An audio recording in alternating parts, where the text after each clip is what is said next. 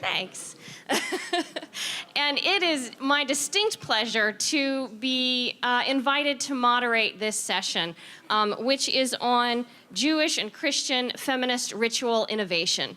And I would like to introduce our two conversation partners this morning, or this afternoon, and they are going to go in opposite order as they're printed in your program.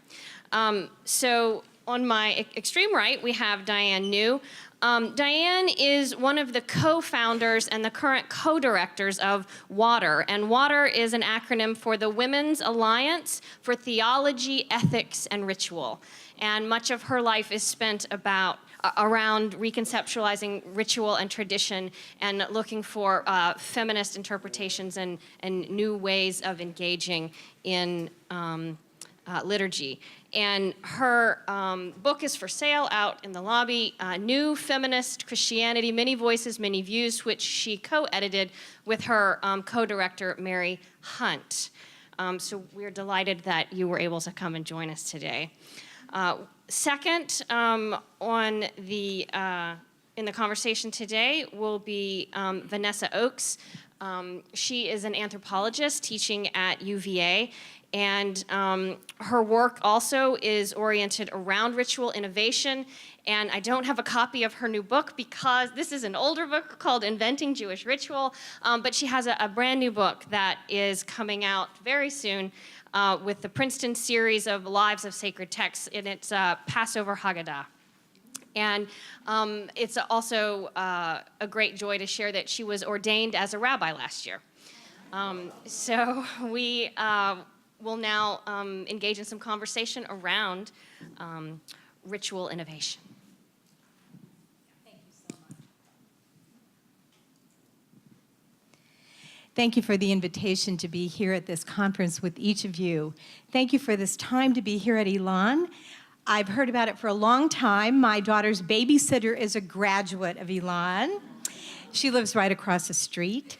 An intern at WATER is a graduate of Guilford. And throughout my childhood, my father came to this area to High Point to the furniture market every year. Imagine my surprise finally being here. And thank you for the chance to work with you, Vanessa, to work with you, Tati, and to work with you, Jeffrey, and everyone else who's here. What a pleasure. Welcome to our topic, Jewish and Christian feminist ritual innovation. Welcome to those of you who are religious studies or Jewish studies experts, Elon faculty, Elon undergraduates, the Feminist Student Organization, the LGBTQIA student organization, the general public, those who participate in feminist rituals, and those who are curious. So let me start our discussion by describing two feminist ritual communities that I belong to. And then I'll give you a glimpse of some of the rituals we celebrate. My primary community, as Tati mentioned, is WATER, the Women's Alliance for Theology, Ethics, and Ritual in Silver Spring, Maryland. Mary Hunt and I co-founded WATER 30 years ago. This is our anniversary year. At that point, we were all dressed up for ministry in the Catholic Church and had no place to go. Graduates of the Jesuit School of Theology at Berkeley and of the Graduate Theological Union, with doctorates, with masters in divinity, with more masters, with more education than any of the bishops and probably the Pope, we had no place to go. We weren't unusual. So in 1983, we founded WATER after gathering 13 feminists from diverse religious traditions to talk about the spiritual and theological needs of women. We discovered that feminists from most religious traditions are also oppressed by the traditions and are struggling for equal justice.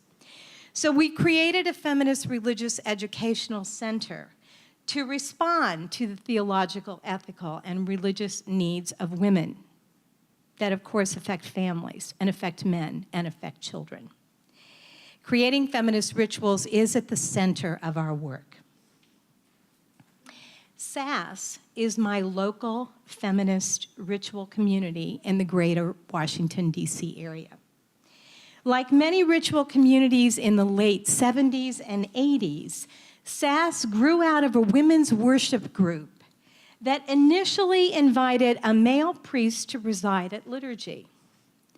The women eventually took their own agency. Sometimes the men never showed up, and sometimes in theological centers there weren't even enough men to come. And the women not only presided at Eucharist, illegally, I might add, ecclesiastical disobedience, as we call it, but we also reclaimed Eucharist from a feminist perspective. When Sister of Mercy, Teresa Kane, asked Pope John Paul II during his visit to Washington, D.C. in 1979 to recognize the ministry of Catholic women, the SAS community wore blue armbands and stood up in the shrine of the Immaculate Conception as a protest to Vatican policies towards women. The action was a wake-up call. And SAS members have been celebrating and designing our own feminist rituals ever since. Why do these communities and many others like them need to create and celebrate feminist rituals, you might be asking? Looking at traditional Christian and Jewish liturgies, we find that they have overlooked blessing women during most transitional moments in our life journeys. They do not use language, symbols, texts, music, presiders, and actions that are inclusive of women. Traditionally, women have been excluded from much of religious practice. Most churches and synagogues do not have or use liturgies that bless women during women's rites of passage. Why is this, you might ask? Marjorie Proctor Smith, a U.S. Episcopal feminist liturgist, offers a Christian critique in life cycles in Jewish and Christian worship. She says, and I quote, "The feminist liturgical movement has criticized the traditional form and content of all Christian life cycle rituals as being androcentric and designed to serve the interests of powerful men in church and society," unquote. Margaret Morris Venning, a U.S. rabbi and Jewish feminist liturgist, says in the same book, Life Cycle in Jewish and Christian Worship, I quote, "Some women are attempting to rectify the disembodied nature of most Reform worship by composing blessings for menarche, laments for rape, and rituals following miscarriage and abortion." Now, Vanessa Ochs talks about this in her book, Inventing Jewish Ritual. I'll put that right in front of you. It's very fun. I was rereading it until 10:30 last night and couldn't put it down, and I thought, we should have a whole conference on this topic. I have done this in women's rights, feminist liturgies for life's journey, and also in Return Blessings, eco-feminist liturgies, renewing earth. Also, in my latest, yet to be published, but published in this form, rituals for women with cancer, because women with cancer asked me to put them out first in prayer card form so they could take them with them one by one when they have chemotherapy, et cetera, et cetera. So what do these rituals look like, you might be asking? Let me give you a glimpse of some of the ones that Water and SAS have celebrated, and there's so many more. I just picked a smorgasbord, so if you don't hear what you want to hear, ask a question later on. So we've celebrated We Are the Image of Wisdom Sophia. Remember, thank you, God, for creating me a woman. That's what that one's about. A ritual to affirm that young, middle-aged, and wise crones image the divine. The sacred space that we used was a conference room not much different than this one. The symbol table was in the center of the room, much like this, and the objects, the ritual objects, were sand all over the table and shells in the sand. And one woman was a young woman, another the middle-aged, and another crone, and they asked each other, how do I image the divine? When do I image the divine? And shells were given as women answered the questions. A whole self-affirmation happens when you begin to look in the mirror and say, I look like the divine. Men have been able to do that forever in religions. Women need to do that and have been doing it for quite some time. House blessings. We bless our homes as places where we celebrate feminist rituals. This ritual space, of course, is the home. The ritual objects, we put things in different rooms in the house to remind us and the house members of the sacredness and specialness of the home, like in the bathroom soap, like candles in the living room, like herbs in the kitchen. Not unusual. We had a celebration of first menses, from developing girl to changing women, for two of the young women in our community. Interestingly enough, I'll give you a sneak preview. One of the girls has a Jewish father and a Christian mother, and the other girl has a Christian Mennonite father and a Jewish grandmother and mother who is an ordained Methodist minister. So I'm kind of tying together some of the themes that we've heard today as I give you this kind of a sneak preview. What was fascinating is that we lit 3 candles, a red one for the fertile women who bleed each month, as these young women will, purple for wise women who are menopausal, and green for the young girls in the group who will soon be young women. We gave them gifts, a ring, herbs, egg, tambourine, and shared with them the treasures of being a woman. How many of the women in this group ever had that? And how are we passing on to the next generations how to care for our bodies as women? That's what that kind of a ceremony does. And at the other end, the croning ceremony, we had crones are women between the age of 56 and 70. In other words, your moon goes around Saturn 7 times, is where that comes from.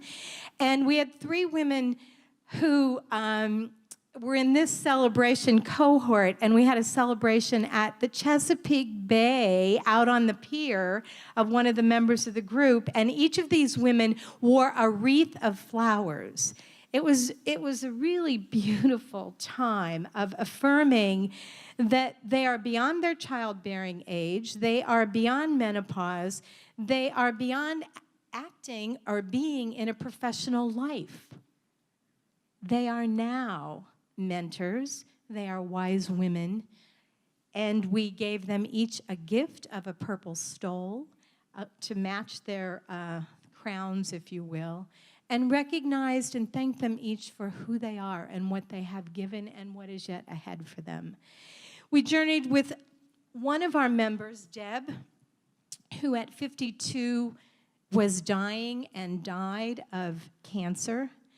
I got a call that she was very, very sick. It was the last week, and we were to have a SAS at someone's home, and I said, let's all meet at Deb's home, and we gathered around her bed, literally. I took oil. This was like an on-the-spot. We blessed her and thanked her for who she was, who she had been in our community, and literally were with her on a dying vigil as she moved from this life to the next. A very powerful event. We also journeyed with 2 moms in our group who adopted an HIV/AIDS son, African American. Sean died when he was 5. We created a sacred space wake in their home. The doctors and the nurses from NIH were there. We invited them. They said they had never had the opportunity to mourn the loss of the children that they have cared for, because doctors only are about curing, you know. Nobody dies on them, right? It was a very powerful moment. We had 5 candles. We lit one for each decade of Sean's life. And everybody lit a candle as they told stories of Sean. His body was there, by the way, when we were doing this. I can go on. Let me bring a closure here. We Stand with Women Making Reproductive Choices was another one that we did. This one at a march in Washington. So women came in from around the country. We were to protest. Symbols, the object symbol was daffodils. It was springtime. Daffodils were all over Washington. The stories, the texts were stories of women's lives. Women who used birth control. We used a reading from Margaret Sanger. A lesbian couple who used insemination. A woman who had an abortion. Actually, it was Gloria Steinem's story. And grief for women who cannot conceive. Ecofeminist liturgies I'm only going to make reference to: solstice, winter, summer seasons.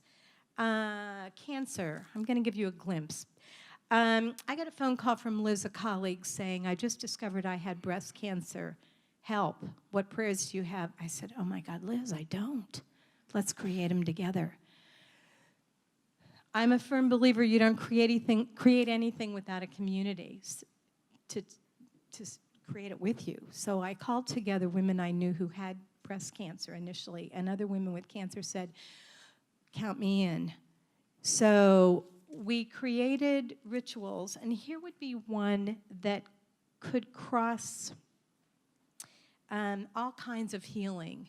Oh God, grant me healing, healing in my eyes, healing in my ears, healing on my skin, healing in my blood, healing in my bones, healing within me, healing on my tongue, healing in my feet, healing in front of me, healing behind me, healing above me, healing below me, healing on my left, healing on my right. Divine wisdom, grant me healing.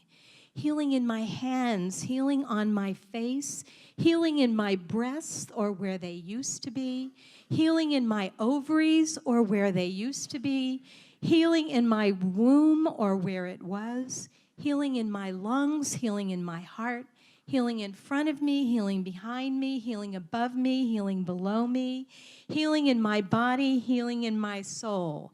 Companion on the journey, grant me healing. I just used this one for a friend who had a mastectomy on Wednesday. And I hear she's fine, or she's okay.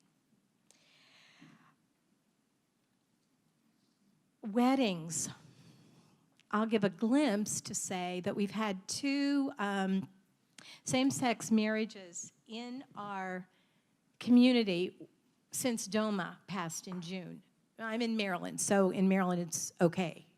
So we had 2 Jewish women were the first to get married at the Jewish synagogue, Addis, Israel, I believe, in Washington. And 2, actually one former Catholic and one, I think Methodist, they're now UCC now, at Rockville UCC Church. Another couple, after 34 years of being together, had a private wedding ceremony with only the minister present. And I name that because that's happening more often than not at this point. I should say something about Seder and Feminist Eucharist, and then I'm at close. In New Feminist Christianity, Seders. So Seders were mentioned earlier. So here are a couple of the Seders that Jewish and Christian women have, that I've created with Jewish and other Christian women. The first one we did was a Seder of the Sisters of Sarah. The second one we did was Miriam's Sisters Rejoice and Together at Freedom's Table. Enough said about those. What I realized in working on Seders is that the Feminist Eucharist, which is heart and soul of me, really has such a strong connection to the Passover Haggadah. So I have now done, and you see this chapter in New Feminist Christianity, the reclaiming of Eucharist out of the Jewish meal tradition. That's an advertisement for what's to come. Vanessa. Thank you, Diann. And I have a scrapbook on this book. I thank you so much, Jeffrey, for bringing us here together. And thank you, Tati, so much for helping us stay together. I want to tell you what the big difference is between Diann's two books, Women's Rights and New Feminist Christianity, and my book, Inventing Jewish Ritual. The big difference is that in both of Diann's books, she thanks Jewish women. In Women's Rights, she thanks Deborah Orenstein for bringing together a group of Jewish women in 1992.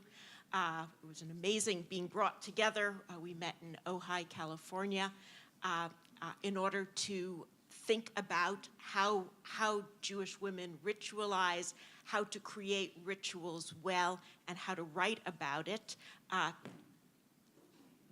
Diann also thanks in New Feminist Christianity. She thanks Rabbi Elise Goldstein for creating a previous book on feminist Judaism. Well, Diann thanks the Jews. In my book, Inventing Jewish Ritual, where I'm writing about the new Jewish ritual, it did not dawn on me to thank the Christians. As a matter of fact, if I wanted this book to have any authority the fact that I'm bringing a new Jewish ritual and I'm trying to claim its authenticity as best as I can, the last thing I would do, frankly, would be to thank the good Christian women who made this all possible. So let me do this in Diann's presence. Thank you, Christian women. Thank you, Diann. Thank you, Mary. Thank you for giving us Jewish women, if I can speak for my teammates, the wisdom and courage to be feisty, to claim our space, to construct new liturgies, to notice the place in women's lives where our biological events were not being marked, where there were social events that were not being marked, where stuff was just plain unfair. Thank you also, Christian women, by the way. Thank you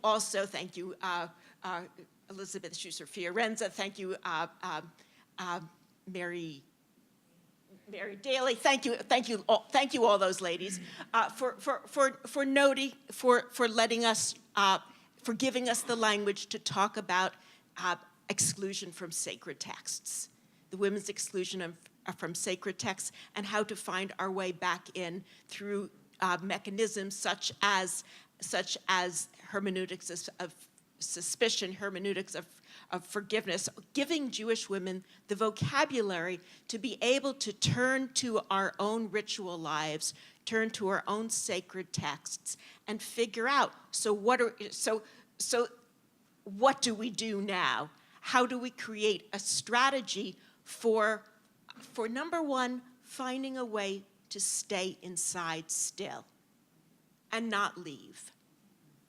How do we remain good Jewish daughters, faithful to our traditions, faithful to our communities, ready to continue to perpetuate our communities, but how do we address the woundedness and the absences in our texts, in our traditions, and our practices? Well, one thing that we learned from our Christian sisters who had become ministers before we had become rabbis is you need power. You need the authority the power to learn the texts. You need the authority to figure out how does one manipulate those texts creatively and authoritatively in order to make changes within communities. We needed to have the power to hear people's hearts. And I think you address very strongly, Diann, moments of people's lives, women's lives, where in particular, were women's affective personal lives, were not being integrated at all within the religious community. And so as there were women rabbis, women could then say, hey, look, there are Jewish baby girls being born. Let us include their life, let us include welcoming them into the lives of our communities.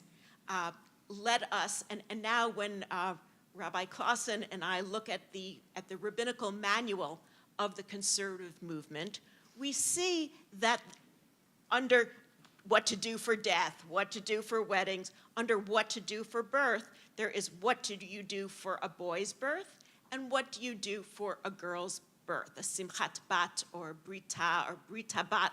There are lots of names. So let me just say for a moment that there's been a sea change.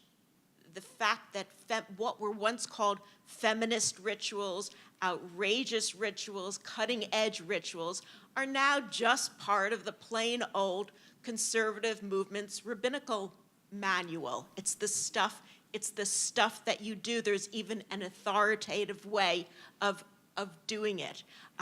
But I want to say as well that the changes that have taken place in liberal Jewish communities, brought to you by Jewish feminists who were inspired by our Christian feminist sisters, I'm saying it in public, that those rituals have now made their way into the much broader Jewish community.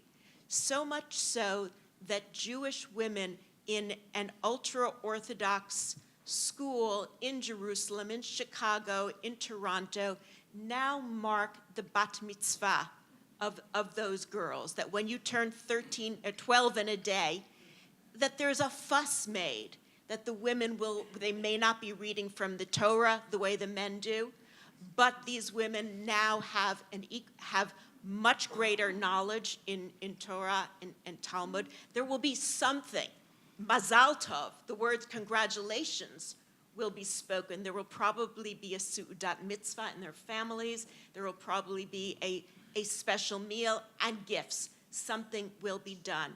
Even in the case of baby girl, the birth of baby girls, while in Orthodox Jewish communities, there has always been something done to mark the birth of a baby girl. That is the Shabbat, the Sabbath after her birth. Her father or grandfather would be called to the Torah, and in a special blessing given to the father, it would say, the person offering the blessing on that day would say, and also may the mother's, concern about the mother's health, and may the one who blessed so and so and so and so. This is the baby's name, and that will be done in synagogue with the father, with the grandfather. Mom might be home, grandma might be home, or they might be on the other side of the mechitza, of the division.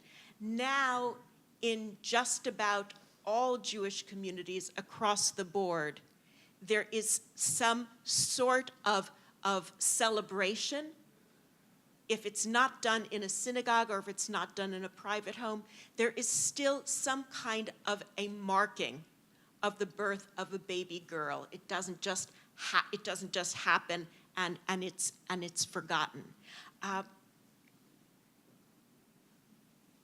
Let me speak about a particular difference between Diann's community and in mine. Jewish women have been very invested in ritual innovation and transformation since 1970, I would say.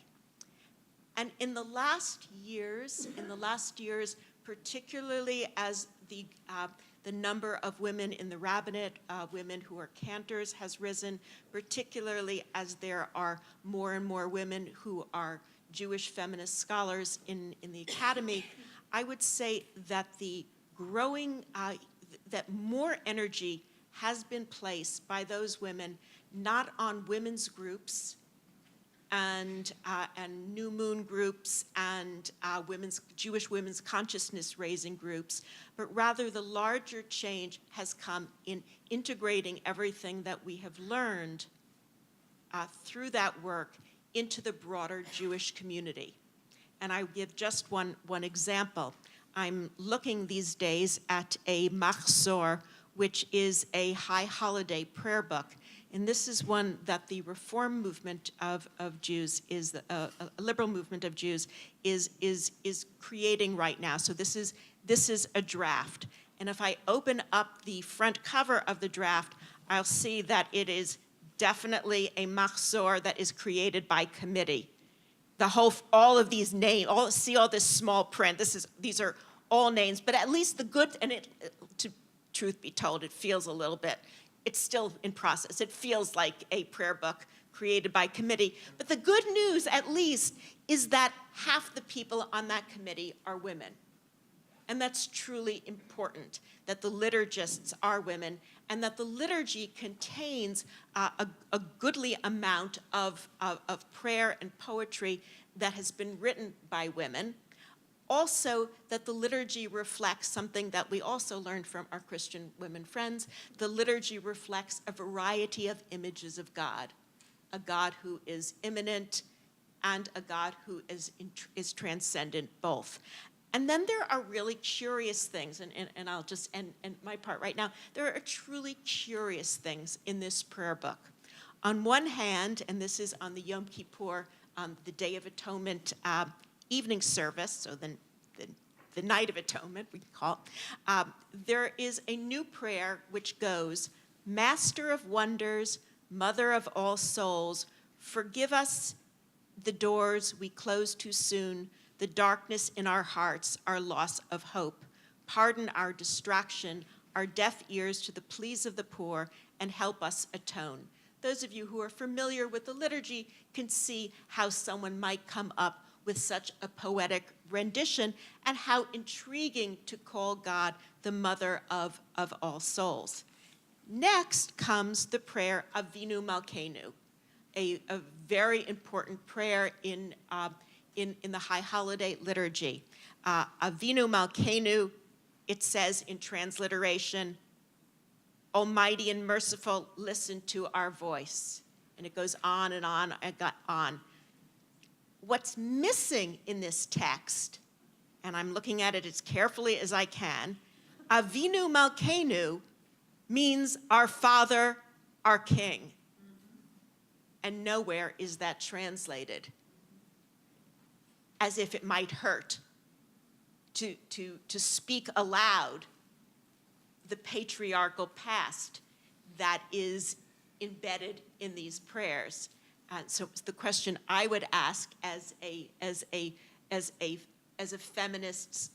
feminist ritual maker and as a scholar of new ritual would be, how do we handle history? How do we handle do we get rid of it? There seems to be something truly problematic when God the Father is shown the door.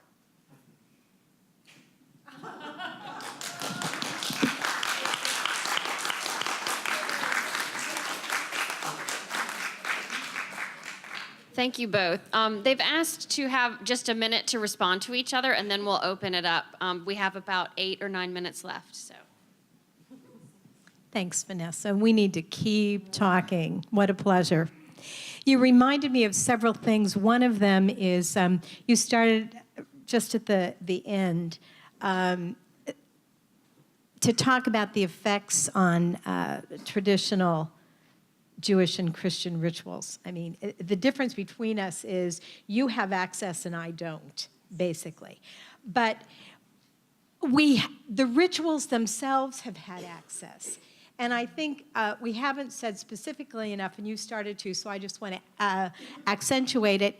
Language is more inclusive. We speak about Abraham and Sarah, or let me shift it and say Sarah and Abraham. And this morning I wanted to hear a little bit, or earlier this afternoon, I wanted to hear a little bit more of Sarah and Abraham. We also speak of Sarah, Abraham, and Hagar. So I think we need to put her in there too. We speak of Lilith and Eve.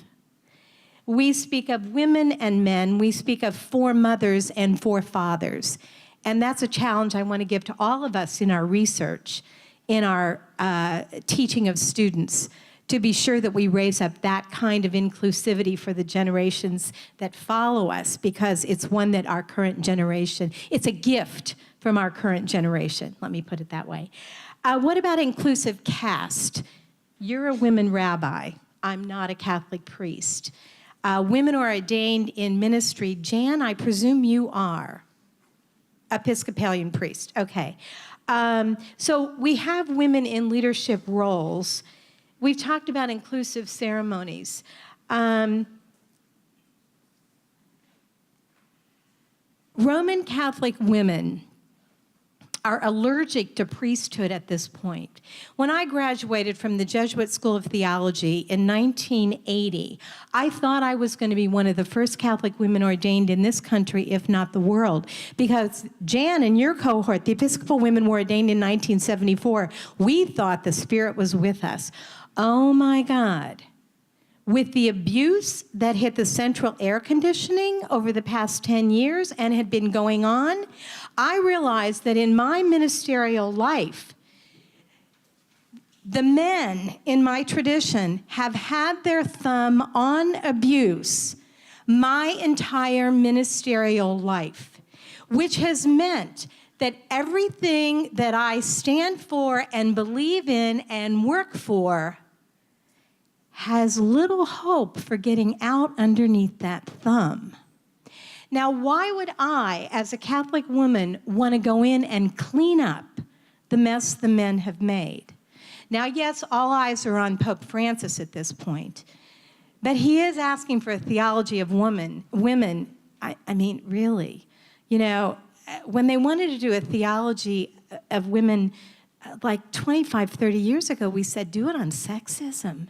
Let's look at the issues. So I'm in a big conundrum. I mean, I know everything I believe in doesn't have access, that you can get access into the Jewish books now because you get to be the writers. There is a movement in Catholicism for women to be cardinals. You do not have to be ordained to be a cardinal in the Catholic Church. Ojo, as they say in Argentina, look for it, because a number of the women are, I mean, sure, I'll be a cardinal. Why not? The thing is, we need to have access at the leadership table. And how is that going to happen? And how can the church be cleaned up? It's a big issue for us. I'm ready to cardinalize.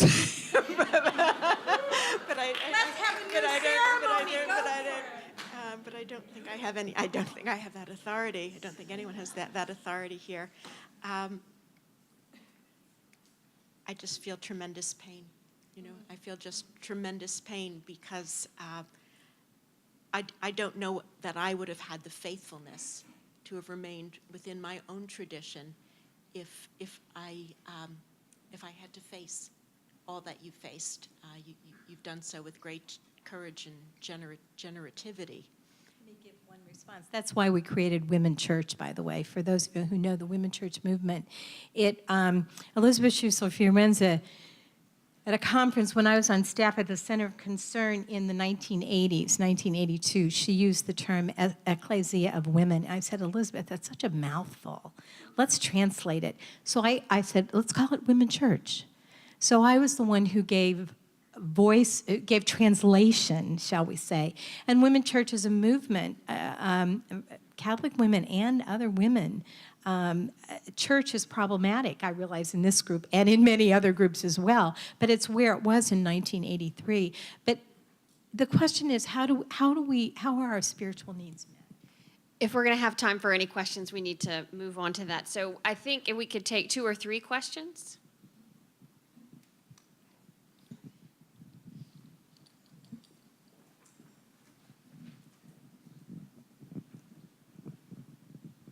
Just a very quick comment. First of all, thank you so much for your presentations. In our congregation, we've developed rituals for breast cancer, Sabbath, Shabbat. I'd be glad to share that with you. We've also developed rituals for women who have miscarried, as well as a ritual approximately 2 weeks before women who give birth. And we also have a program called Rosh Chodesh. It's a girl thing, which is a national program for middle school girls. But here's my question to you, Vanessa. As one who has been involved in the previous writing of Mishkan Tefillah, the Reform Prayer Book, is there a role for gender-specific language at all in worship, or do we need to move to the point where everything is neutered? The passage you read of Avinu Malkeinu has been neutered. It's neither masculine nor feminine. And I'll just give you an idea, which is somewhat problematic. If I really wanted forgiveness, this is the home I grew up in, and I'm sorry, please, it's true confession. If I wrecked a car and I went to my mother, I knew that she would forgive me, but she would also say, wait till your father gets home, you know? So saying, oh, mother, forgive me, is not much of a prayer, okay? So, but on the other hand, I know that if I really needed compassion, that was and it was a very traditional thing. So I wonder if in worship there's not some space for gender-specific language. So I'm just speaking about my own taste. I love having multiple images for the divine, God the Mother, God the Father, God the immanent, God the transcendent. The more images I have available, the greater the possibility is that one that day might work.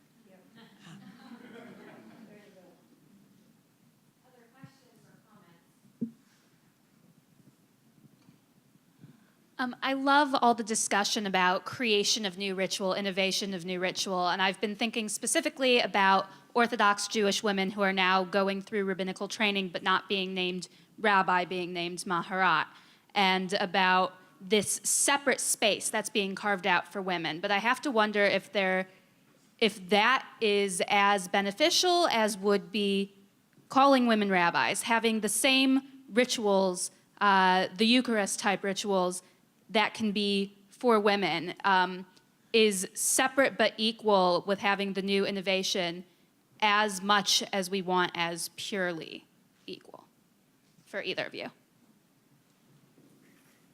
Let me speak about the issue of the maharat. It is now possible within the Orthodox, within the liberal side of the Orthodox denomination, for women to be trained to become rabbis. They are currently given the name maharat, which is not the same as rabbi, which means teacher. So rabbi, it doesn't mean, just to clarify, it doesn't mean someone who's a priestly empowered person. It means super teacher. This is what I would say. 30 years ago, 20 years ago, 10 years ago, 5 years ago, I never could have imagined that there would be Orthodox women doing this particular role. Wait 10 years or 11, and they will be called rabbi. And the change is happening very rapidly. And yes, I think they need the same name. One more comment or question? Yes. I don't think I need the microphone. Dr. Neu, I was just curious why you started with your groups being open to more than just Catholic or Christian women. That's not too personal. Not personal at all. The women asked to be part of the group. So they heard what you were doing. Well, everybody saw the blue armbands in the shrine when the Pope was there. And, you know, it was like a lightning rod. It was a wake-up call to women in all traditions. And the first round were, I mean, as I said, Jewish women with Catholic connections. Now, I'm in Washington, D.C., so these would have been Jewish women who were connected with Georgetown, who then came and said, count me in. And then there were Christian women like myself who began to reclaim our Jewish backgrounds. I think my great-grandfather was Jewish in Germany. So you've got all those kinds of things going on. And then you had the ordained women. I keep saying Jan, there are other ordained women probably in here too, who said, hey, count me in, my tradition, although it ordains me, doesn't really have space for the full spiritual needs that I have. I'm a firm believer in need. I think things are created out of need.